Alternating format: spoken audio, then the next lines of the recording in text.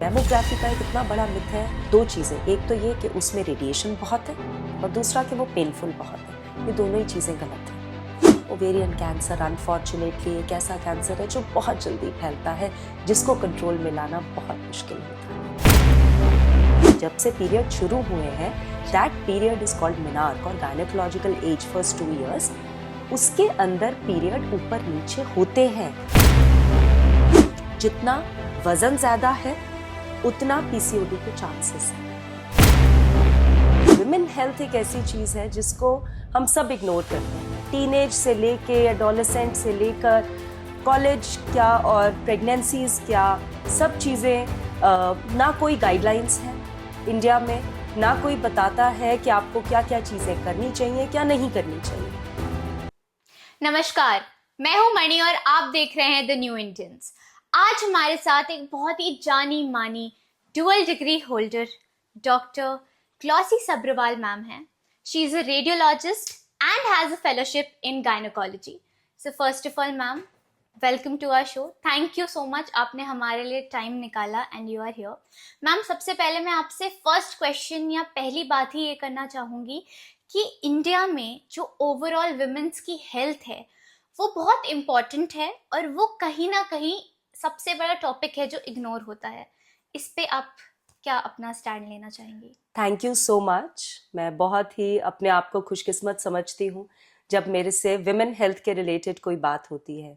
ये एक टॉपिक है जो मेरे अपने हेल्थ को लेकर, मेरी फैमिली की हेल्थ को लेकर, सबको लेकर मेरे को बहुत कुछ सीखने को मिला है कि विमेन हेल्थ एक ऐसी चीज़ है जिसको हम सब इग्नोर करते हैं। टीनेज से लेके एडोलेसेंट से लेकर कॉलेज क्या और प्रेगनेंसीज क्या, सब चीज़ें ना कोई गाइडलाइंस है इंडिया में, ना कोई बताता है कि आपको क्या क्या चीज़ें करनी चाहिए, क्या नहीं करनी चाहिए।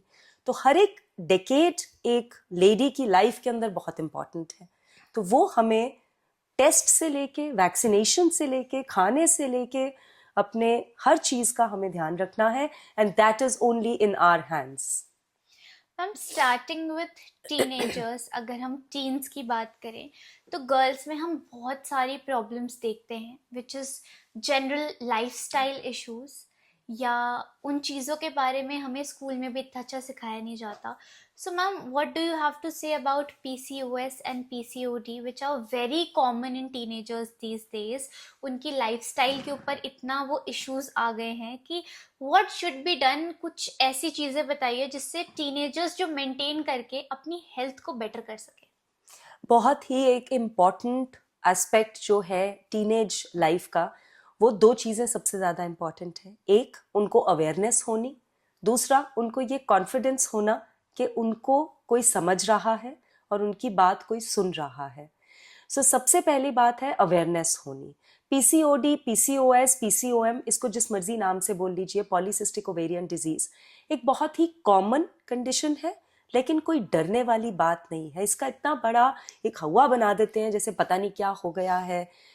ये एक बहुत ही सिंपल कंडीशन है जिसमें एक गर्ल के मेल हार्मोन्स थोड़े ज़्यादा हो जाते हैं, जिसके करके उसके जो पीरियड्स हैं वो इरेगुलर हो जाते हैं।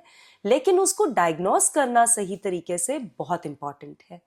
जब भी एक टीनेज लड़की के पीरियड स्टार्ट होते हैं तो पहले 2 साल, जिसको कि हम उसकी गायनेकोलॉजिकल एज कहते हैं, जब से पीरियड शुरू हुए हैं, that period is called menarche और गायनेकोलॉजिकल एज फर्स्ट 2 years। उसके अंदर पीरियड ऊपर नीचे होते हैं। किसी एक महीना आएगा, हो सकता है अगले 2 महीने ना आए।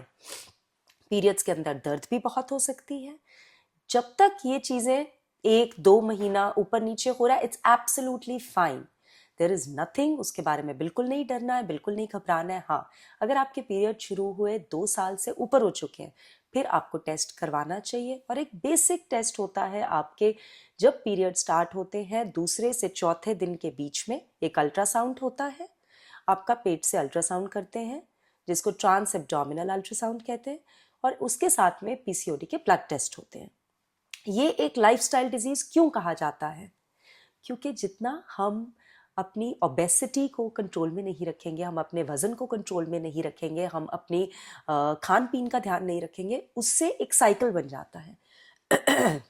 जितना वजन ज्यादा है उतना पीसीओडी के चांसेस ज़्यादा हैं, Okay. उतने हार्मोनल इम्बैलेंस होने के चांसेस ज़्यादा हैं। हो सकता है मेरे अंदर, आपके अंदर एक जेनेटिक टेंडेंसी है पीसीओडी को लेकर। अगर मेरा वज़न अंडर कंट्रोल है वो मैनिफेस्ट ही नहीं होगी, लेकिन अगर मेरा वज़न बढ़ गया तो वो मैनिफेस्ट हो जाएगी। तो इसको लाइफस्टाइल डिजीज़ भी कहा जाता है।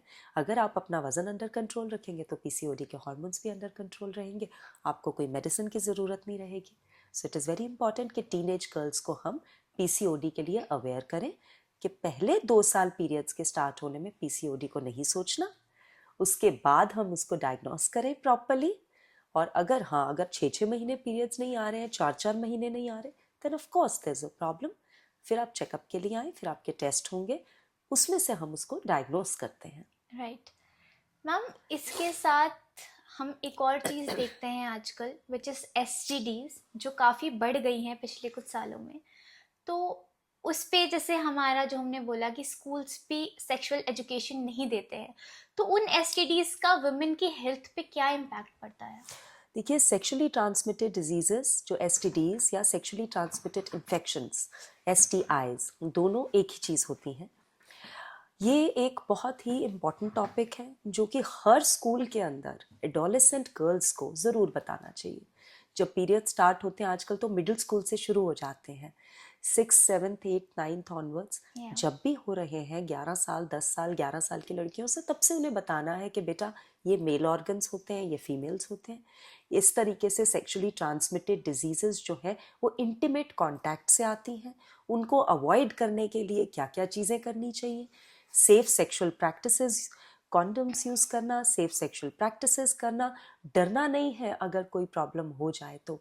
You can confide in a person that can be allocated by the school. आप घर पे हो सकते हैं, आप किसी एक के साथ ज़रूर, बेशक आप अपने डॉक्टर के साथ करें कन्फाइड, किसी एक के ऊपर कॉन्फिडेंस रख के ज़रूर बताना है। यानी एक और चीज़ बड़ी कॉमनली देखी गई है आजकल, वो है टीनेज प्रेगनेंसीज। बड़ा दुख होता है देखकर, क्योंकि कोई इनका सुनने वाला नहीं है। डर जाते हैं बच्चे और फिर गलत कदम उठा लेते हैं, और फिर उसके बाद अपने आप से दवाइयाँ खा लेते हैं और चीज़ें कॉम्प्लिकेट हो जाती हैं। राइट। ये बहुत ही ज़्यादा इम्पॉर्टेंट चीज़ है कि हम as society, as ladies, as mothers, as parents, as teachers, friends, families, उनको सपोर्ट दें, उनको ये कॉन्फिडेंस दें कि बेटा कोई प्रॉब्लम हो, चलो, आप अपनी माँ को तो नहीं बता पाओगे क्योंकि डर लगता है। Yes. ऑब्वियस सी बात है, मदर्स तो रिएक्ट सबसे ज़्यादा करती हैं। ओके, आपके पास ये डॉक्टर है, आप डॉक्टर से बात कीजिएगा। अब वो आपको जो कहेंगे वो आपके और डॉक्टर के बीच में रहेगा, मुझे कोई नहीं लेना देना उससे। मैं अपना नहीं पूछूंगी उनसे जब तक आप अपने डॉक्टर के पास हैं। क्यों? क्योंकि आपको एक एटलीस्ट सही गाइडेंस मिलेगी। सो सेक्सुअली ट्रांसमिटेड इन्फेक्शंस के बारे में हर एक टीनेजर को स्कूल में बताना भी चाहिए, टीचर्स को प्रमोट भी करना चाहिए, और एज पेरेंट्स, एज मदर्स, आपको अपने डॉक्टर के साथ ये कंसल्ट ज़रूर करना चाहिए। मैम, एनी कॉमन सिम्टम, कोई ऐसा सिम्टम है कि विच शोज कि अच्छा आपको एसटीडी या एसटीआई के चांसेस हैं, सम abnormality or बिल्कुल। something? हमें जो हमारा विजाइनल डिस्चार्ज होता है वो बहुत इम्पॉर्टेंट है। कुछ नॉर्मल होता है, जैसे पीरियड्स के 10-15 दिन के बाद थोड़ा सा डिस्चार्ज होता है ओवुलेशन टाइम पे, वो नॉर्मल है। पीरियड आने से एक आधा दिन पहले डिस्चार्ज होता है, वो नॉर्मल है। उसके 1-2 दिन बाद डिस्चार्ज होता है, वो नॉर्मल है। उसके अलावा कोई हो, उसका कलर, उसकी स्मेल, उसका टेक्सचर, ये सब कुछ बहुत इंपॉर्टेंट है। उससे हमें पता चलता है कि कोई भी स्मेली विजाइनल डिस्चार्ज है या इचिंग है या रेडनेस है, तो दैट मीन्स कि हमें ये इन्फेक्शन हो सकती है। और ज़रूरी नहीं है कि ये चीज़ें बहुत बड़ी हों, कभी कभी थोड़ी बहुत होती हैं, बट ट्रीटमेंट ना करने के करके बढ़ भी सकती हैं। केयरलेसनेस नहीं करनी है। एब्सोल्युटली, लापरवाही इस चीज़ में तो करनी ही नहीं है। Ma'am, there is one more thing जो बहुत ज़्यादा कॉमन हो रही है टीनेजर्स में, which is cervical cancer. Right. उस पे आप क्या बताना चाहेंगे that what are the things that can prevent cervical cancer, और अगर what are the stages of early detection? Very very important question, I must say. And हम बहुत ज़्यादा इस चीज़ के बारे में आजकल एज डॉक्टर्स अवेयर कर रहे हैं सबको। थैंकफुली इंडिया में नॉर्म्स आ गए हैं। वी आर वेरी हैप्पी कि जो सर्वाइकल कैंसर की वैक्सीन है वो दोनों लड़कों में भी और लड़कियों में भी, दोनों में लगती हैं 9 से 14 साल के बीच में। अभी इंडिया में इसकी 2 डोजेस होती हैं 6 महीने की दूरी पे। उसके बाद वैसे WHO ने काफ़ी कंट्रीज़ के अंदर सिंगल डोज भी शुरू कर दी है, हो सकता है हमारी भी आ जाए, बट अभी हमारा जो नेशनल शेड्यूल है, जो इंडियन एकेडमी ऑफ पीडियाट्रिक्स कहती है, वो 9 से 14 साल के बच्चों में, लड़के और लड़की दोनों में वैक्सीन सर्वाइकल कैंसर की ज़रूर लगानी है। लड़कियों में सर्वाइकल कैंसर के रिस्क के करके, और लड़कों के अंदर जेनिटल वॉट्स और उनके रिस्क के करके, जो कि इस वायरस से होता है जिसका नाम है ह्यूमन पेपिलोमा वायरस। ये जो वायरस है वो कॉज करता है मेल्स के अंदर इन्फेक्शंस, वॉट्स, और वो इन्फेक्शन आगे ट्रांसमिट कर सकते हैं फीमेल्स को, और फीमेल्स के अंदर वो सर्वाइकल कैंसर कॉज करता है। So this is very important. Okay, so vaccines are really important, हमें वो लगवानी चाहिए। हाँ, एंड इसके साथ मैम हमने टीनेजर्स की बात कर ली, now we come on to the mid life और the pregnancy period of a woman. हमने बहुत बार देखा है कि लड़कियों को, वुमेन्स को प्रेगनेंसी में बहुत कॉम्प्लिकेशंस आती हैं, तो एनी स्पेसिफिक चीज़ें जो उन्हें उस पीरियड में करनी चाहिए जिससे उनकी कॉम्प्लिकेशंस कम हो सके, maybe some food habits और लाइफस्टाइल चेंजेस? सबसे पहले तो मैं ये कहना चाहूँगी कि प्लीज़ जो पुराने ज़माने में प्रेगनेंसी टाइम पर होती थी वो होनी चाहिए। आजकल लड़कियाँ सब कपल्स, मैं कहती हूँ अगर करना है, प्रेगनेंसी होनी है, if you want to plan a family, if you want to have children, then plan it when you are in your late 20s latest. That means 25, 26, 30 से पहले पहले प्लानिंग करके ख़त्म करें उस चीज़ को। होता क्या, 30 पे प्लानिंग स्टार्ट होती है आजकल, और अब थोड़ा सा और ट्रेंड हो गया, 35 पे स्टार्ट कर रहे हैं। राइट। उससे पहले चलो एग फ्रीज करा लेते हैं, जो एक नेचुरल बॉडी का फिनोमिना है कि 25 ईयर्स से 30 ईयर्स के बीच में आपकी प्रेगनेंसीज आइडियली हो भी जानी चाहिए, डिलीवर हो जाना चाहिए नेचुरली, तो it would be very good. लेकिन अब जब प्लान ही 30 के बाद करेंगे, तो प्लानिंग के अंदर यू हैव टू अंडरस्टैंड कि जो एग्स हैं वो एज करते हैं हर साल, so we have to be careful. तो जो आइडियल एज है, सबसे पहले तो वो समझ में रखनी है कि अपनी एजुकेशन को भी, अपने प्रोफेशन को भी, अगर आपको सबैटिकल लेना पड़ रहा है, you want to have children, you have to adjust it accordingly, और आप पैराफिनेलिया सपोर्टिव सिस्टम बनाएं और फिर आप प्रेगनेंसी कंटिन्यू करें। So the pregnancy has to be done between that age period. Egg freezing should be an option. अगर कोई बहुत ही ऐसी प्रॉब्लम है कि आप अभी नहीं शादी कर रहे हैं and you don't want to have children, or you are married और अभी बच्चा नहीं करना चाहते due to some medical condition or otherwise, that is the time जब आप egg freezing के बारे में कर सकते हैं, which is very safe and it is doable in India. इसके अलावा लेडीज को you have to keep your weight under control. जितना आपका वजन अंडर कंट्रोल रहेगा उतनी प्रेगनेंसी आसान होगी। प्रेगनेंसी में वजन तो बढ़ता ही है, पहले अगर बेस लाइन पे रहोगे या थोड़ा कम रहेगा तो बेटर रहेगा। And smoking should be avoided, active and passive both. Smoking बिल्कुल नहीं, एनी विच वेज हमारी पोल्यूशन इतनी है कि स्मोकिंग तो ऑटोमेटिकली हो ही रही है, सो इट्स बेटर कि जितना हम अपनी तरफ से एक्टिव ना रहे स्मोकिंग में, दैट्स बेटर। अल्कोहल की इंटेक कम से कम रहनी चाहिए। ये सारे फैक्टर्स हमारी ओवरऑल हेल्थ को भी थोड़ा अफेक्ट करते हैं और हमारी ओवेरियन हेल्थ को भी अफेक्ट करते हैं। जितना हम फ्रूट्स खाएंगे, जितना हम पानी पिएंगे, जितना हम अच्छे से सोएंगे, उतना ही हमारी गायनेकोलॉजिकल हेल्थ अच्छी रहेगी। सो हमारे एग की क्वालिटी अच्छी रहेगी, स्ट्रेस फ्री रहना, ये सब चीज़ें बहुत इंपॉर्टेंट हैं। मैम, जो MRIs एंड स्कैन्स होते हैं that are really common in India, तो ये हम हर ट्राइमेस्टर कराने के डॉक्टर्स जनरली सजेस्ट करते हैं, 3 months, 6 months and then 8 months और समवेयर बिफोर डिलीवरी।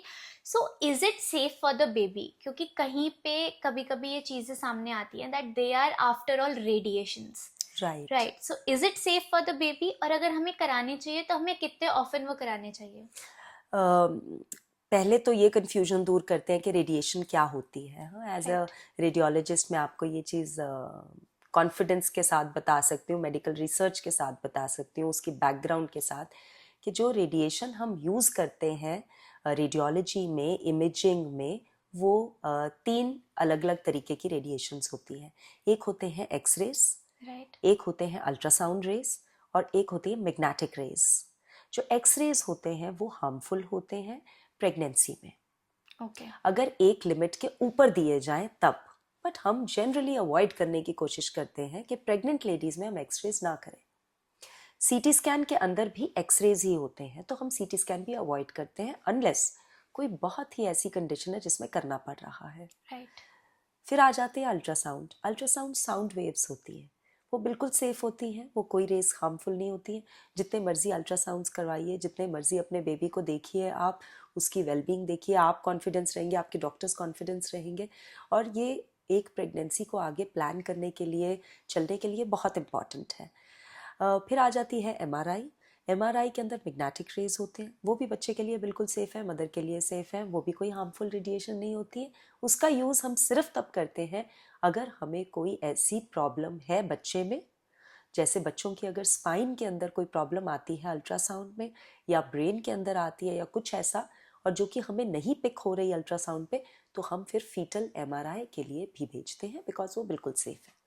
ओके, पहले तो आपने सबसे बड़ा कंफ्यूजन और मिसकंसेप्शन दूर कर दिया, बिकॉज इंडिया में जनरली जो पुराने लोग होते हैं वो ये बिलीव करते हैं कि है तो रेडिएशन सी आफ्टर बिल्कुल। ऑल।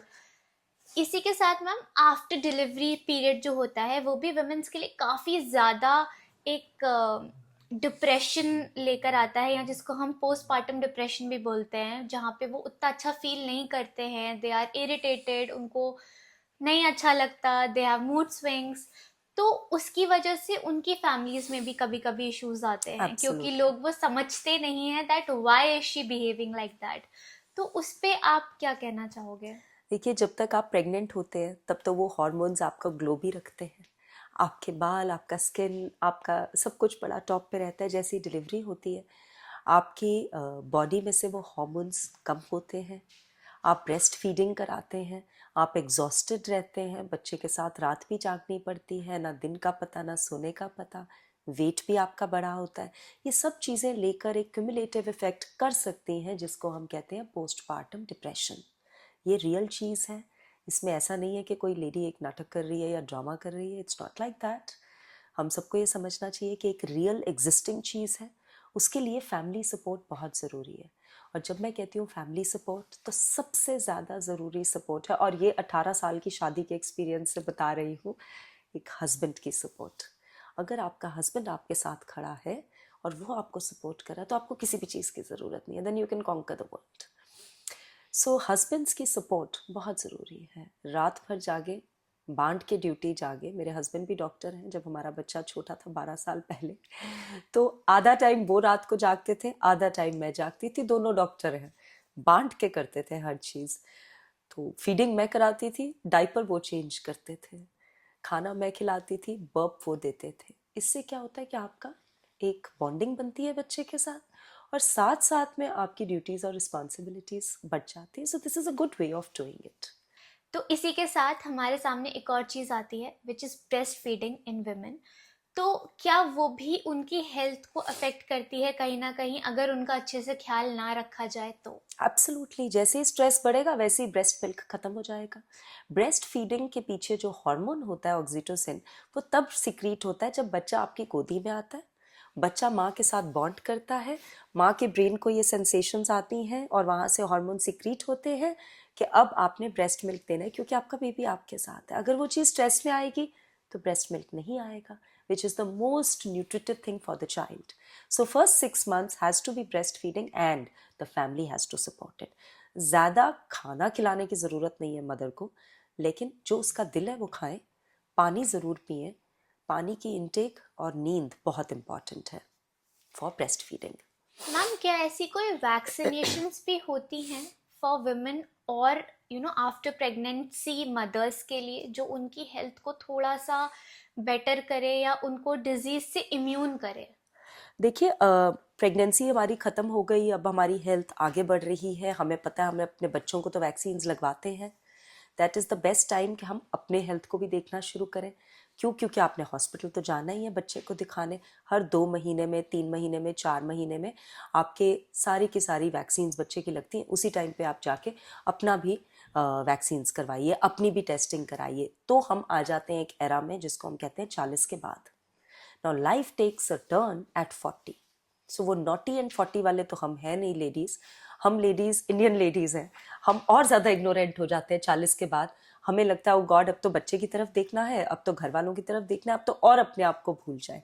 वो टाइम है देखने का कि जब हम अपनी हेल्थ का टेक ओवर करें। 40 के बाद कुछ टेस्ट कराने बहुत ज़रूरी हैं, कुछ वैक्सीनेशंस लेनी बहुत ज़रूरी है। हर साल हमें जो फ्लू शॉट लेना होता है वो बहुत ज़रूरी है। बच्चों को तो लग ही जाता है हर साल, बड़ों को भी लगना चाहिए। फ्लू का शॉट हर साल लेना है, जिसको हम इन्फ्लुएंजा का शॉट कहते हैं, वो लेना ज़रूरी है। अगर आपने पैप स्मीयर सर्वाइकल कैंसर के लिए HPV LBC का टेस्ट नहीं करवाया है तो आप वो ज़रूर करवाएंगे। वो टेस्ट हम जैसे स्वैब लेते हैं पैप स्मीयर का वैसे लेते हैं। अगर उसके अंदर वायरस आता है तो फिर टेस्ट के साथ साथ में आपको ट्रीटमेंट भी मिलती है और उसके साथ में वैक्सीन भी लगती है। फिर उसके अलावा आपका अल्ट्रासाउंड होना चाहिए पूरे पेट का, जिसमें गॉल ब्लैडर, यूट्रस सब कुछ कवर हो, किडनीज, एवरीथिंग, साल में एक बार।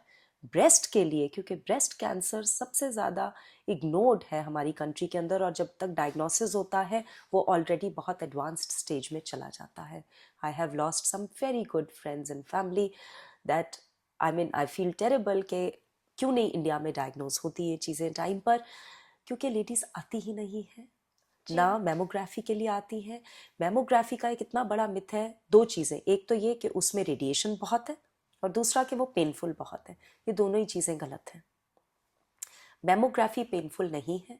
आजकल की मशीन्स ग्रेडेड कंप्रेशन देती हैं ब्रेस्ट को, तो दर्द नहीं होता है। दूसरी चीज़ कि उसमें रेडिएशन इतनी कम है कि यहाँ से आपने दिल्ली और बॉम्बे तक की फ़्लाइट ले ली है, दिल्ली से बॉम्बे, बॉम्बे से दिल्ली, उतनी फ़्लाइट में जो रेडिएशन आपको मिली है उतनी ही आपके मैमोग्राम में मिलेगी। तो साल में एक बार 40 के बाद मैमोग्राम कराना, ब्रेस्ट का अल्ट्रासाउंड कराना, पूरे पेट का अल्ट्रासाउंड कराना, इंटरनल ट्रांसवेजाइनल टेस्ट करवाना, ये कुछ चीज़ें लेडीज़ को ज़रूर करनी चाहिए। एनुअल वैक्सीन का शॉट ज़रूर लगवाना चाहिए और 50 के बाद हमें न्यूमोकोकल का ज़रूर वैक्सीनेशन का शॉट लगना चाहिए। और उसके बाद जैसे जैसे एज एडवांस करती है आपके डॉक्टर आपको बताएंगे भी, आपको भी पूछना चाहिए उनसे कि शिंगल्स का शॉट जो है हर्पीस वायरस का, वो भी ज़रूर लगना चाहिए। मैम आपने ब्रेस्ट कैंसर की तो बात करी, बट ब्रेस्ट कैंसर के साथ जो हमने एल्डर वुमेन की बात करी, ओवर 40 की जो हमने बात करी, तो उनमें और भी टाइप के कैंसर्स आते हैं। दे हैव ओवेरियन कैंसर्स, और भी काफ़ी रिस्क से वो एक्सपोज्ड रहते हैं। तो उनसे हम कैसे बच सकते हैं, या क्या उनके लिए भी कोई वैक्सीन्स या कुछ लाइफस्टाइल चेंज आते हैं टू इम्यून? आई विश ऐसा होता कि हम उनको टाइमली डायग्नोज कर पाते या फिर उनके लिए हमारे पास कोई वैक्सीन्स होती। एज ऑफ नाउ अगर हम बात करते हैं ब्रेस्ट कैंसर, तो हमारे पास टेस्ट भी है, अर्ली डायग्नोसिस भी है। सर्वाइकल कैंसर हमारे पास वैक्सीन भी है, अर्ली डायग्नोसिस भी है। जैसे ही करते हुए हम ओवेरियन कैंसर पे आते हैं, वो एक ऐसा कैंसर है क्योंकि दोनों ओवरीज के आसपास बहुत जगह होती है स्प्रेड होने के लिए, तो वो बहुत लेट डायग्नोस होता है और जब उसको पता भी चलता है तो उसकी कोई ऐसी वैक्सीन नहीं है और बहुत तेज़ी से फैलता है वो कैंसर। यूट्रस का कैंसर जो है उसकी भी कोई वैक्सीन नहीं है, वो भी कैंसर बड़े साइलेंटली बैठा रहता है, कोई सिम्टम जल्दी करके देता नहीं है, तो जब तक डायग्नोसिस होती है तो लेट होता है। But uterine cancer still can be treated very well. Ovarian is more difficult because it is very aggressive. उसको treat करना और मुश्किल होता है. So these are some things जो हमें accept भी करनी है, लेकिन aware भी रहना है इस चीज़ को लेकर। Ma'am, are there any early signs of breast cancer? कुछ ऐसे साइंस जो आपको आपकी बॉडी देती है जब दे नो कि हाँ ब्रेस्ट कैंसर के चांसेस हैं, या there something which is not right?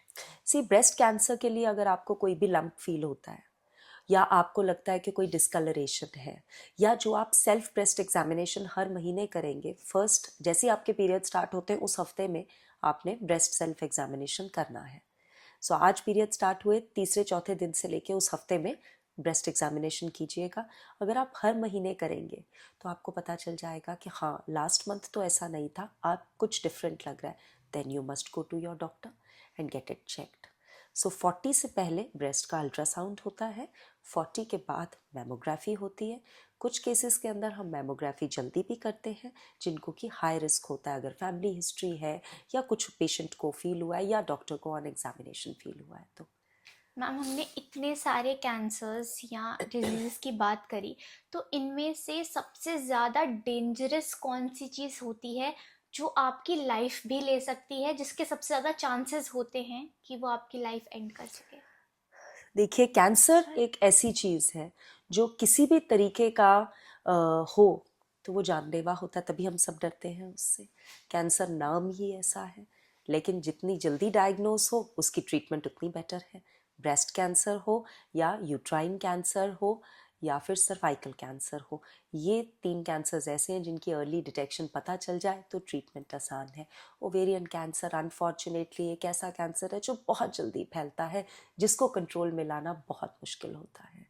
So ma'am, जैसे आपने हमारे साथ वैक्सीन की बात करी कि वैक्सीन लेना बहुत इम्पोर्टेंट है, पर अगर कोई ऐसा चाइल्ड है, कोई ऐसा गर्ल चाइल्ड है जिसे 9 to 14 ईयर्स के बीच में वैक्सीन मिस हुई है, तो क्या वो उसके बाद भी ले सकते हैं? एब्सोल्युटली, जो भी सर्वाइकल कैंसर की वैक्सीन सपोज करें मिस हुई है, अगर तो वो 9 to 14 के बीच में है तो वो 2 डोजेज हम देते हैं। अगर 14 के बाद है तो वो 3 डोज शेड्यूल हो जाता है। सेम वैक्सीन, लेकिन आपको 3 डोजेज लेनी पड़ती हैं as of now. Eventually WHO World Health Organisation is considering कि वो एक ही डोज की वैक्सीन करे ताकि हम मैक्सिमम बच्चे कवर कर सकें। लेकिन अगर आपकी आज की डेट में कोई मिस हुई है वैक्सीन, तो या फिर अगर किसी को लगी है और याद भी नहीं है कि क्या लगी थी, तो स्टार्टिंग से शुरू करेंगे 14 साल के बाद भी, और 3 डोजेस देंगे उनको वैक्सीन की। एक देंगे फर्स्ट डोज, सेकेंड डोज 2 महीने के बाद और थर्ड डोज 6 मंथ्स के बाद। सो 3 डोजेस हमारी होती हैं इस वैक्सीन की फिर। और मैम, ये कितने साल तक की विमेंस ले सकती हैं? मतलब क्या इसकी कोई एज नहीं है? 14 के बाद भी इसमें कोई एज लिमिट है? देखिए, वैक्सीन का मेन पर्पस क्या है? जो ह्यूमन पेपिलोमा वायरस है वो जाके हमारे सर्विक्स के ऊपर स्टिक कर जाता है और वहाँ पे जाके उन सेल्स को बोलता है कि अब आप एबनॉर्मली मल्टीप्लाई करो और कैंसर बना दो। हमें उस वायरस को पकड़ना है। वो वायरस के अगेंस्ट हम वैक्सीन लगाकर अपनी बॉडी के अंदर एंटीबॉडीज ले आते हैं। इसका मतलब जैसे ही वो वायरस हमारी बॉडी में आए, हमारी एंटीबॉडीज उसको अटैक करें और वो वायरस काम कर ना पाए। वो वायरस आने से पहले एंटीबॉडीज का बॉडी में होना ज़रूरी है। वो वायरस कैसे आता है? इंटीमेट सेक्सुअल से, कांटेक्ट से। सो जब भी आपकी सेक्सुअल इंटीमेसी होती है, आपका फर्स्ट सेक्सुअल इंटरकोर्स होता है, तब आपके चांसेस बढ़ जाते हैं कि ये वायरस आ सकता है। तो आइडियली फर्स्ट सेक्सुअल इंटरकोर्स से पहले आपको वैक्सीन लग जानी चाहिए। अगर मिस हुई है तो, और आपको पता है कि आपका बच्चा 16, 17, 18 साल का है, तो आपको वैक्सीन लगवा लेनी चाहिए। मैरिज से पहले तक लगवा लेनी चाहिए। लेकिन अगर एक बारी आपके बच्चे हो चुके हैं, आपकी डिलीवरीज हो चुकी हैं, आप प्रेग्नेंट हो चुके हैं, यू आर सेक्शुअली एक्टिव, तो फिर आप रूटीनली अपना टेस्ट करवाएंगे। HPV LBC पैप्समियर का जो बेटर वर्जन है, थोड़ा डिटेल्ड वर्जन है, we get that test done. वो टेस्ट हमें ये बताता है कि अंदर वायरस है कि नहीं। अगर वायरस है तो हम पहले वायरस की ट्रीटमेंट करते हैं और फिर आपको वैक्सीन लगाते हैं। अदरवाइज वो वैक्सीन इज़ योर चॉइस, लगवानी है या नहीं। बिकॉज अब आपको पता है कि वो वायरस जो है वो हमारी बॉडी में ऑलरेडी होगा, तो हमारी इनहेरेंट इम्यूनिटी तो होगी, बट टेस्ट हमें फिर भी करवाना है। So after you get married, get the Pap smear with HPV LBC test. Okay. तो मैम, जैसे आपने मैरिज की बात करी, तो मैरिज के बाद आप न्यूली वेड्स को क्या एडवाइस देना चाहेंगे जो अपने हनीमून पे जाते हैं? या बहुत सारी विमेंस जो होती है वो बहुत कंसर्न होती हैं अबाउट अनप्लान्ड प्रेगनेंसीज जो प्लानिंग के बिना हो जाती हैं, and like what is one tip जो उनको हमेशा ध्यान में रखनी चाहिए? देखिए, आजकल आई एम वेरी हैप्पी कि मेरे पास बहुत सारी ऐसी यंग कपल्स आ रहे हैं, those who are going to get married and they want to know कि हमें अभी प्रेगनेंसी प्लान नहीं करनी है। बहुत अच्छा लगता है, बिकॉज अभी अगर वो समझ लेंगे कि क्या करना है, तो आगे जाके उनको पिल्स खानी और मेंटल ट्रॉमा बहुत कुछ होता है टर्मिनेट करनी। एक प्रेगनेंसी इज़ नॉट ईजी, तो उससे वो अपने आप को बचा सकते हैं, है ना। सो जब अगर ऐसी कोई चीज़ होती है तो उसके अंदर कॉन्ट्रासेप्शन इज़ वेरी इंपॉर्टेंट। उसके अंदर मेल कॉन्ट्रासेप्शन होती है और फीमेल कॉन्ट्रासेप्शन होती है। हम उनको यही समझाते हैं कि फीमेल कॉन्ट्रासेप्शन के भी डिफरेंट डिफरेंट टाइप्स होते हैं। आपको क्या सूट करता है आप अपने डॉक्टर से डिस्कस करो। ओरल कॉन्ट्रासेप्टिव पिल्स बहुत सेफ होती हैं। आप एक बारी दिन में आपने लेनी होती है और वो 21 दिन के लिए लेते हैं आप, या रोज़ लेते हैं आप, डिपेंडिंग ऑन आपके प्रेफरेंस के हिसाब से। सो पिल्स होती हैं, मेल्स के लिए कॉन्डम्स होते हैं, फीमेल्स के लिए डायफ्राम्स भी होते हैं, मल्टीपल चीज़ें होती हैं, विजाइनल रिंग्स होती हैं। सो ये जो सब चीज़ें हैं ये अवेलेबल हैं इंडिया में और हमें यूज़ करनी चाहिए। और हमें पता होना चाहिए कि हम ये कर सकते हैं और प्रेगनेंसी तभी प्लान करें जब हमें करना है। लेकिन इसके अंदर एक चीज़ इंपॉर्टेंट है कि अगर आप ओरल कॉन्ट्रासेप्टिव पिल्स ले रहे हैं तो वो 3 महीने या 6 महीने से ऊपर ना लें। मैं हमेशा अपने पेशेंट्स को यही कहती हूँ, न्यूली वेड्स को, कि 3 महीने का मैंने आपको बफर दिया है, एंजॉय कर लो, उसके बाद come back to me, because I would not like you to continue oral contraceptive pills more than 4 to 6 months। So वो ज़रूर करना है। दूसरा, हनीमून पे जाने वालों को पढ़ाई ये एक अच्छा पीरियड होता है, इट्स अ हैप्पी पीरियड। कोई नहीं चाहता कि अपने हनीमून पे तबीयत खराब हो जाए। इसको हम कहते हैं, एक जो कॉमन कंडीशन होती है उसे हम कहते हैं हनीमून सिस्टाइटिस, ब्लैडर की इन्फेक्शन, यूटीआई, यूरिनरी ट्रैक्ट की infection. This is known as honeymoon cystitis. ये बहुत ही कॉमन होता है, इंटरकॉर्स के बाद होता है, आप ट्रैवल करते हैं तब होता है। तो जो इतने यूरिनरी सिम्टम्स होते हैं, बार बार वॉशरूम जाना, यूरिन में ब्लड आना, दर्द होनी, जलन होनी, लग के आना बाथरूम आपको, ये सारी चीज़ों को अवॉइड करने के लिए आप पानी ज़्यादा पिएंगे, आप हाइजीन प्रॉपर रखेंगे, क्लीनिंग प्रॉपर करेंगे, कॉटन अंडरगारमेंट्स यूज़ करेंगे, और एक जाने से पहले अपनी किट ज़रूर मेडिसिन की साथ लेके जाएंगे, अपनी डॉक्टर की प्रिस्क्रिप्शन के साथ, कि जब स्टार्ट होने लगे ये तभी मेडिसिन ले लो ताकि आपका पीरियड स्मूथ निकल जाए। सो दिस इज़ इम्पॉर्टेंट। राइट। इसके साथ मैम एक और बहुत सारी चीज़, एक बहुत बड़ी चीज़ है जो मैं आपसे पूछना चाहूँगी कि जो हमारी यंग गर्ल्स होती हैं, आजकल मार्केट में इतने टैम्पॉन्स, पैड्स, मेंस्ट्रुअल कप्स और इतने ऑप्शंस अवेलेबल हैं, और क्योंकि सही नॉलेज नहीं है तो उनको पता नहीं होता कि क्या चीज़ उनके लिए उस पॉइंट पे सही है। तो क्या आप एडवाइस दे सकते हो कि किस एज में आपको क्या यूज़ करना चाहिए और किस टाइप का यूज़ करना चाहिए? क्योंकि हम आजकल जैसे सुनते हैं कि पैड्स में पैराबेन्स आते हैं, केमिकल्स आते हैं, which is also causing cancer. तो जो आपको बचा रहा है वही आपको एक साइड से कैंसर के मुंह में भी धकेल रहा है, राइट? सो उस पे आपका क्या? बड़ी इम्पॉर्टेंट आपने ये क्वेश्चन उठाया है मनी, और बड़े अच्छे से आपने इसको पोर्ट्रे करा है, बिकॉज इंडिया के अंदर इतनी मार्केटिंग होती है इन चीज़ों की और हमें समझ ही नहीं आता है। As a doctor also, as a mother also, I get confuse कि मैं बच्चों को क्या सजेस्ट करूँ। कुछ चीज़ें हैं जो कि बहुत चलती आ रही हैं और अच्छी भी हैं, सेफ भी हैं। They are cotton pads. Cotton pads जो होते हैं वो आप मार्केट में अवेलेबल हैं, ऑर्गेनिक पैड्स, कॉटन पैड्स, वो हम यूज़ करें। आई होप कि इंडिया में उतनी ऑप्शंस आ जाएं जितनी बाहर आती हैं इंडिया से। वहाँ पे बहुत अच्छे तरीके से हमें मिलते हैं। मेंस्ट्रुअल कप्स भी बहुत सेफ होते हैं, बट टैम्पून्स इज समथिंग जो मैं अपने पेशेंट्स को थोड़ा सा अवॉइड करने के लिए कहती हूँ। यंग गर्ल्स को इन्फेक्शन के चांसेस बढ़ जाते हैं।